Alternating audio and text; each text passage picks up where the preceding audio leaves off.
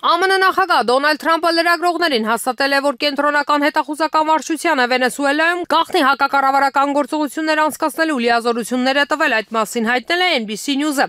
Ես իրականում թույլատրել եմ երկու պատճառով։ Առաջինն այն է, որ նրանք բանտարկյալներին իրենց բանտերից բաց են թողել Ամերիկայի Միացյալ Նահանգներ, եւ մյուսը թմրանյութերը։ Մեզ Վենեսուելայից շատ թմրանյութեր են հասնում, ասել է Թրամփը, պատասխանելով այն հարցին, թե ինչու է նա արտոնել կենտրոնական հետախուզական վարչության գործողությունները Վենեսուելայում։ Հոկտեմբերի 15-ին The New York Times թերթը հղում անելով աղբյուրներին գրել է, որ ԱՄՆ-ի վարչակազմն առանց հրապարակելու կենտրոնական հետախուզական վարչությանն իրավունք է տվել Վենեսուելայում գաղտնի գործողություններ կազմակերպել երկրի իշխանությունների դեմ։ Ֆրանսիայի վարչապետ Սեբաստիան Լեկորնյուի կառավարությանը հաջողվել է հաղթահարել ազգային ժողովում նաև երկրորդ անվստահության քվեն, որը ներկայացրել էր ծայրահեղ աճ ազգային ճակատ կուսակցությունը, այս մասին հաղորդում է French 24 պարբերականը։ Բանաձևը ստացել է 144 կողմձայն անհրաժեշտ 289-ի փոխարեն։ Քվեարկությունից հետո Լեկորնյուն հայտարարել է, որ վերադառնում է աշխատանքի եւ ուրախ է, որ այժմ կարող են քննարկումներ սկսվել։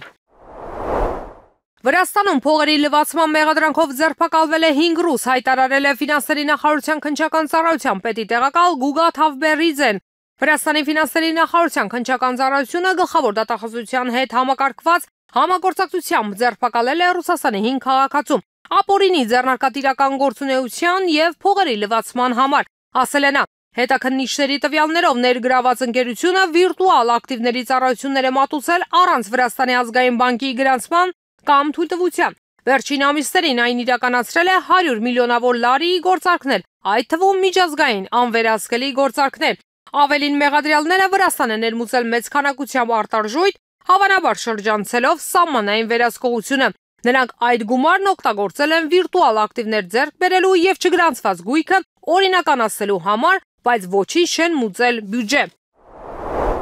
Ռուսաստանը պատրաստ է նպաստել Մերձավոր Արևելքում ստեղծված իրավիճակի կարգավորմանը շահագրգիռ երկրների հետ, հայտարարել է Ռուսաստանի արտաքին գործերի նախարար Սերգեյ Լավրովը իր մարոկացի գործընկեր Նասեր Բուրիտայի հետ բանակցությունների ժամանակ։ Մենք ուշադիր հետևում ենք այսօրվա բանակցություններին, հաշվի առնելով միջազգային ասպարեզում ստեղծված բարդ իրավիճակը, այդ թվում ձեր տարածաշրջանում Մերձավոր Արևելքում եւ Հյուսիսային Աֆրիկայում ծավալվող վիճահարույց իրադարձությունները։ Ռուսաստանը պատրաստ է նպաստել աշխարհի այս մասերում առկա խնդիրների լուծմանը այլ շահագրգիռ պետությունների հետ համատեղ։ Հինգշաբթի օրը Մոսկվայում սկսվել են Ռուսաստանի եւ Մարոկոյի